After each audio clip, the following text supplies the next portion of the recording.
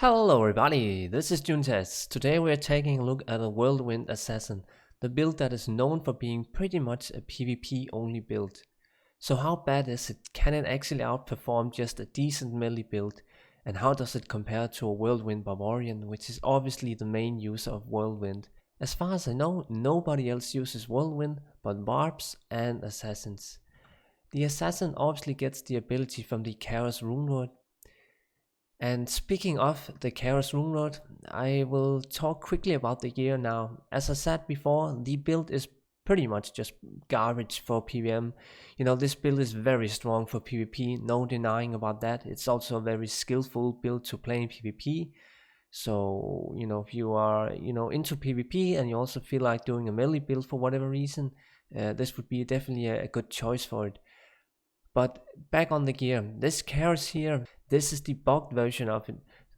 Bugged version ethereal items, it's back in like 2003 or whatever when Blizzard patched that out.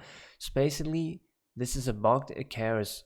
It would be extremely hard to get, it would only exist on non-ladder realms for about maybe starting at 10,000 FG up to maybe 50,000 FG for a really good pair. You would have to know some people, spend quite a time just looking for it, getting contacts, etc.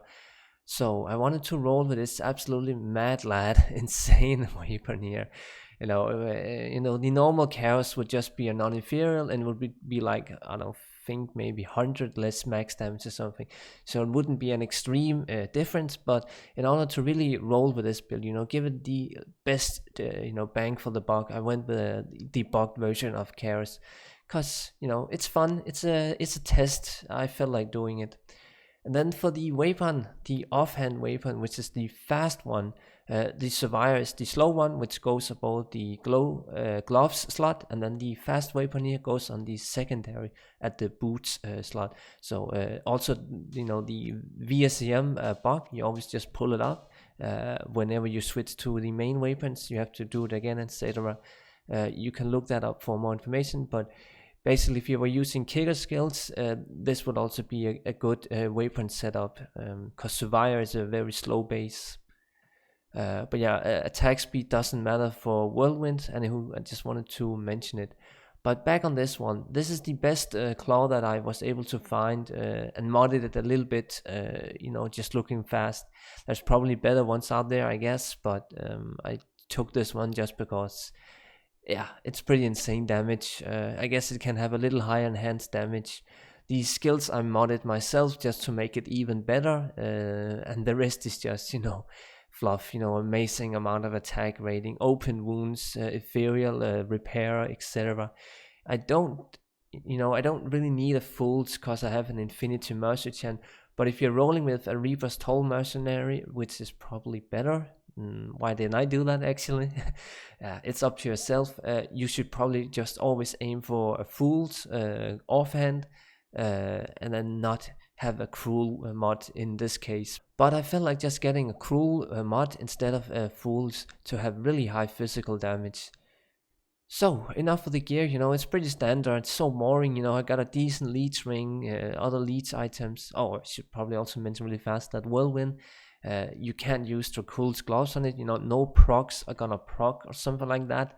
But leech does work for PvM. I don't think leech works for PvP, but it will work for PvM. So yeah, I just get some leech, fortitude, Gulliam's face with an rune in it just for getting even more damage. Highlight's Wrath could even be like Morris. I guess it wouldn't matter too much. Deadly Strike is nice, but yeah. The only problem, with the setup I'm running right now with burst of speed on, the resistance is gonna be pretty poor, but like poison and cold, who really cares? I'm gonna be, survive well enough. The attack rating is also pretty shit when my mercenary is not around with conviction aura, but that's really about it. The rest of the stats are just amazing. Really high life because of the skillers, these insane small charms, insane inventory in general. The skill tree is also really simple. There's really nothing to it. Don't really want to make it that much longer, because of my insane fool or cruel claw here, I get some easy saved skills, but it's basically just a waypoint block maxed, claw mastery maxed, channel master, venom, which sucks, you know, for PvP. You would also use stuff like bramble, triangles, gloves, etc. But venom, poison damage in general just sucks for PvM.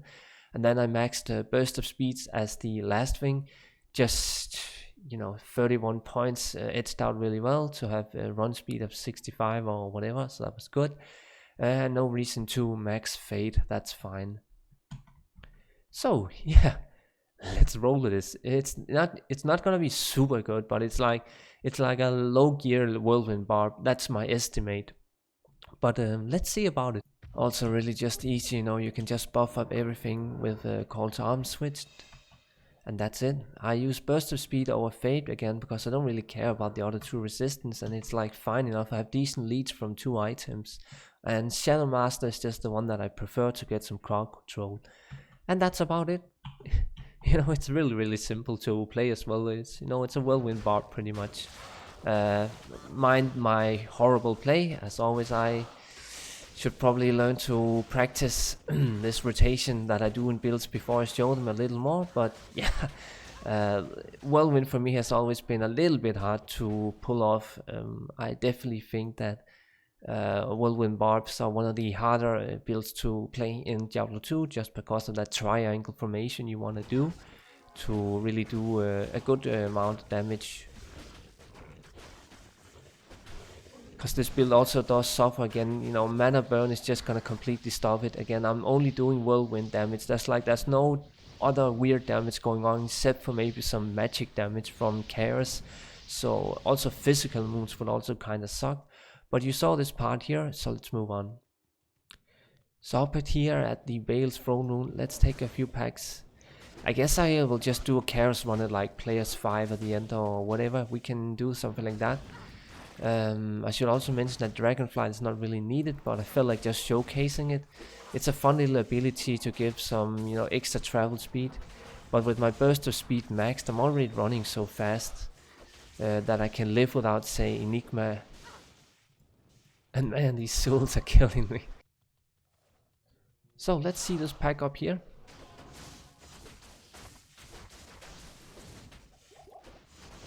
I mean, to me, this is acceptable damage, you know, it's nothing amazing. Again, the problem with Whirlwind compared to, say, Whirlwind of Diablo 3 or whatever is that it's just, you know, it's no range, it does little AoE, you're basically just, you know, spending a lot of time moving slowly on the screen in the Whirlwind formation. You can't really stare if the mobs are moving around, etc.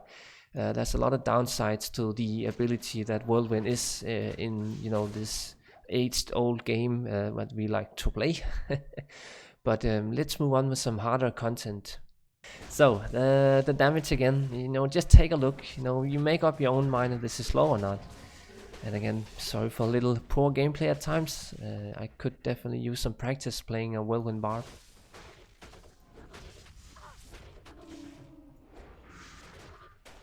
I feel like this would also be really good if we got an HD mod. You know, we are clicking a lot on the screen, like far away.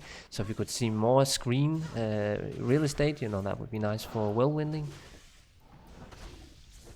Guess it's also kind of nice with Dragonflight in combination with Whirlwind, where you can kind of start the rotation, I don't know, at the body of the mob you kind of want to kill down fast or something. So that's decent. But yeah, Dragonflight does require some extra points to put in, but luckily the build is so that you can basically make up your own mind how you want to do the skills, because you have so many free points. Basically after all the mandatory skills you have like 40-50 remaining skill points that you can just spend on whatever. Okay, that was actually pretty fast, so let's just move on. So let's see this area up here.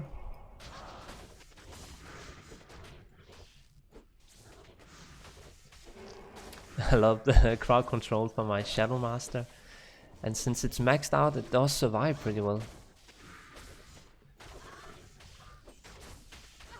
I mean, this is okay damage, but again, I feel like it's slow. I can't really tell. And again, it is on players 5 and everything. So let's see about Lord Desage pack here. I nearly died there. I think my call to arms dropped as well. But yeah, the Lord Disease pack can always be really dangerous.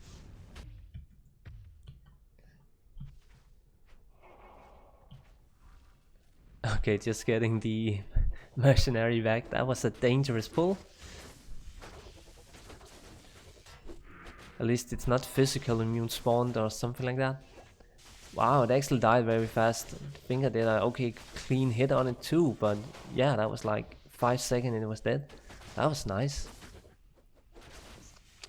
Okay, kinda annoying with that stuff there going on. Can't really kill them fast. Ah well, that's what you get for crowd controlling. So let's take this pack down here. Pretty big area.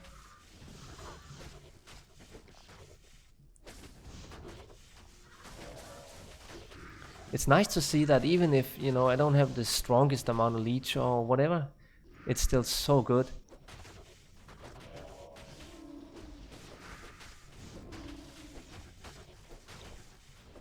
Basically just have to, you know, remember that triangle formation or whatever I think about in my mind. It's easy enough to play once you get going. It's just more focused than other melee builds, that's for sure. Anywho, let's spawn the last pack.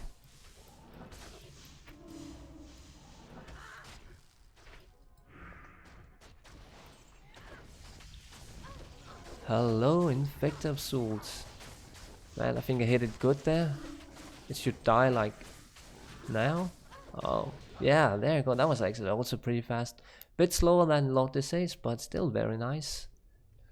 So let's see about Diablo on a 5-player setting.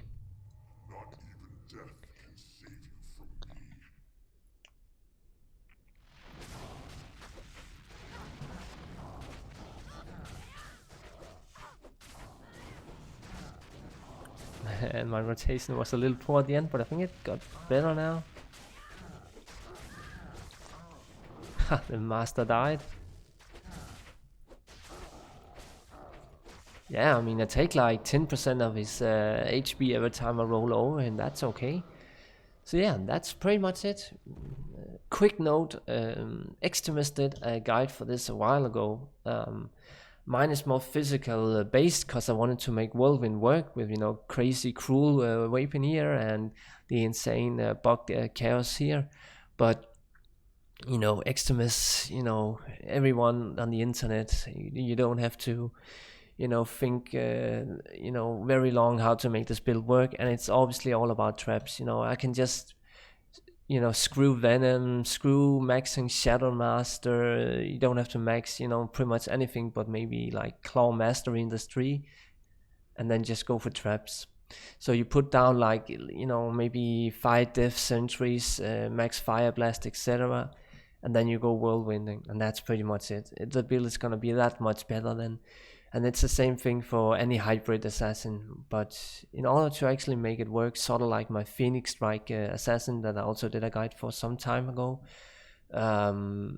you have to, you know, just give up your, you know, your other trap choices that makes a hybrid assassin, and those hybrid assassins are always gonna perform better. That's just you know, the sad truth of assassins, where every build just ends up relying on traps to actually perform.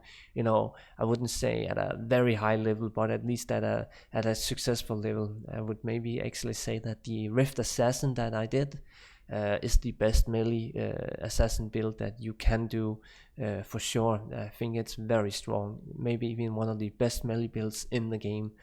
But that's pretty much it. So thank you so much for watching, and as always, have a good one.